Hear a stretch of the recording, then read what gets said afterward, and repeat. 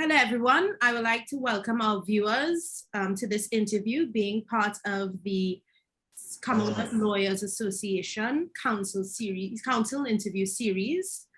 This is an initiative brought by the Young Commonwealth Lawyers Committee, which aims to highlight the council members of the Commonwealth Lawyers Association today.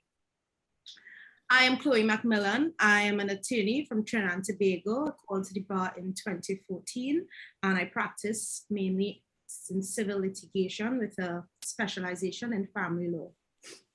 I have been a member of the Commonwealth Lawyers Association and the Young Commonwealth Lawyers Committee since August of 2020.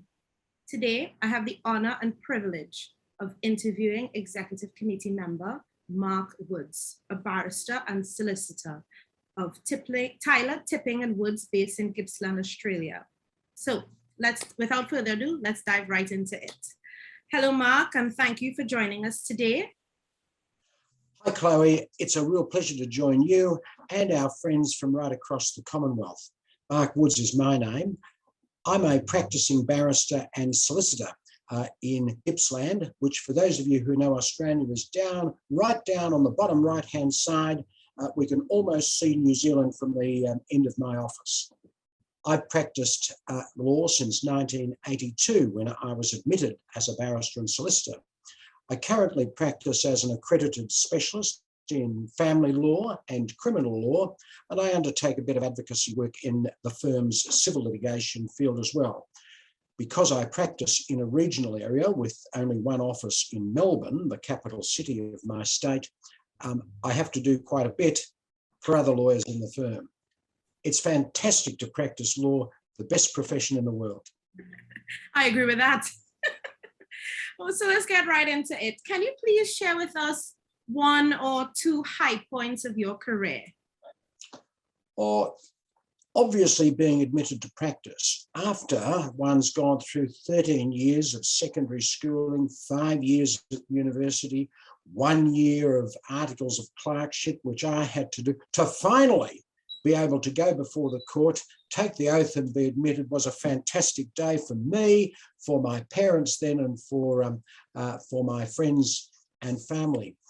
I've practiced mainly in family law and crime ever since.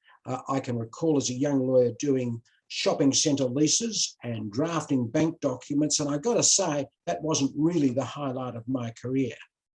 Getting into court, looking after the rights of those who, quite frankly, very often have no one but their lawyer to look after them, that's a real highlight over the 38, 39 years that I've practiced law. In 1996, I was elected president of our local law society, and that introduced me to the world beyond where I practice. It led to me taking positions on our national body, the Law Council of Australia, and I'm pleased to still be the chair of the Access to Justice Committee of that Law Council. That in turn introduced me to the law internationally and to the wonderful world that's the Commonwealth Lawyers Association. Back in 2003, the Commonwealth Lawyers Association was going to have its biennial conference in Harare in Zimbabwe. For those of you with long enough memories, that was a troubled time for that country, and the security of the conference was not guaranteed and indeed was put in great doubt.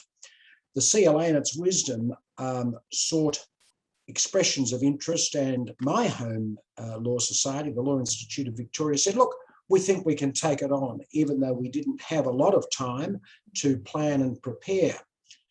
It was a wonderful conference, between 1,000 and 2,000 lawyers from right across the Commonwealth, from those who had just been admitted, to those who had been made judges, to those who, frankly, were well and truly past it, converged upon Melbourne. And we had a marvellous multiracial, multicultural conference, which has set the scene for Commonwealth gatherings ever since. I still cherish the wonderful letter that I received from Her Majesty the Queen on the occasion of that occurring. Since then, as I've got older, sure, I've received awards and so forth, but there's some real highlights. Thank you. That that conference in 2003. I'm sorry I missed out on that. It's a little bit before my time, but it really sounds like something to have attended. Now, from listening to you, I've seen that you've worn many hats throughout your professional career. How would your professional colleagues describe you? It depends on whose side they're on and whether or not we're in court. If we were in court, I'd no doubt be described as an incompetent, bumbling fool who probably had an ethics problem. But outside, I have to say, I've yet to find a lawyer that I don't like. And I hope they would feel the same about me. There's a certain collegiality about our profession. If I don't know the answer to something, and I've got someone on the other side who I know knows the answer, we can in our profession say, look, I'm sorry, I'm floundering here. And I've found over the years that nobody's going to take advantage of me if I say, look, I really need your help. That's what's great about our profession. Fantastic. How long have you been a member of the CLA and when did you first get involved? Well, I first went to a conference, goodness me, 25 years ago in Vancouver in Canada. And I went in my capacity as an office bearer of one of the legal organisations in Australia. And despite the fact that my hotel room was right on the peninsula there as all of the cruise boats from Alaska came into port with their big honking horns, it was a wonderful experience. The Canadians really do conferences pretty well. And I joined up straight away. And I've been a member, I'm pleased to say, ever since. Great. And I know you mentioned the experience in 2003 in Australia, but can you talk a little bit more about your other experiences at CLA conferences? If you participated, if you ever gave presentations and so on. I certainly have.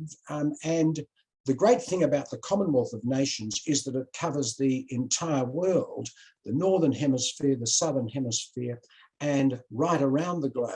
So since that day in Vancouver, when I first stepped off the plane, I've had the privilege of speaking, obviously, in Melbourne, in Sydney, in Hyderabad in India, which was just a wonderful experience, and what a glorious city that is, in Glasgow, in London, in Zambia, in Livingston a couple of years ago. And unfortunately, it's been the pandemic which stopped me from going to your part of the world a month or so ago.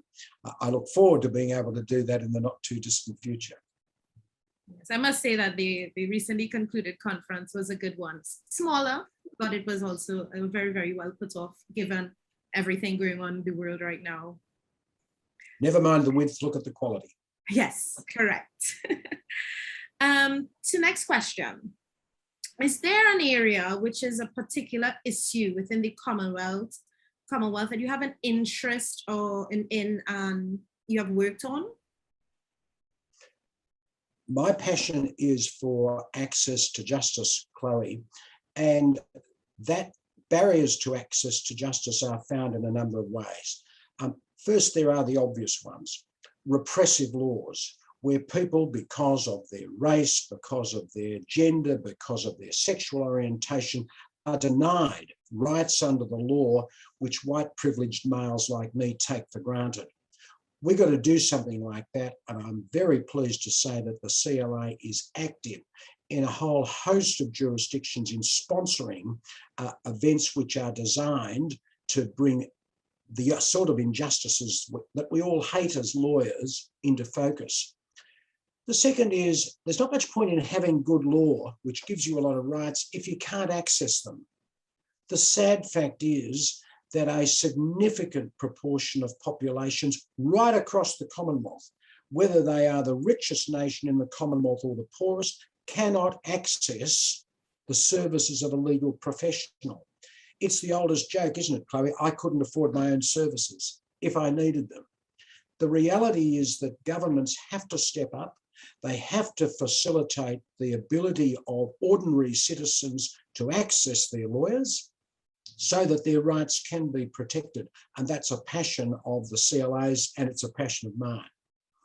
That is a great, great topic, because I do believe that access to justice is something that we suffer from it throughout the Commonwealth. And I do believe that we need some also young lawyers to champion that cause now. And moving on to the final question, I know we have a lot of young lawyers listening and here today. What do you wish to give some advice to a junior practitioner practicing today? You know what, Chloe? I take advice from young lawyers. The days of old guys like me handing out sage advice to people are well and truly behind it. What I see is that people who are on our Young Lawyers Committee, people who participate in our various fora around the Commonwealth who are under the age of 30, they're an inspiration. They're the people who are going to carry the issues of access to justice over the next 10, 20, 30 years. The only really smart advice that I can give a young lawyer is, we know you're passionate about that. That's why you got into the law in the first place. So for goodness sake, don't just talk about it when you're having a drink with your friends. Join a committee, become involved, because it's the greatest feeling in the world, being able to actually do something. And the CLA will facilitate that for you. I 100% agree. I could be a testament to that. The CLA provides a platform for young lawyers to have their voice be heard like no other.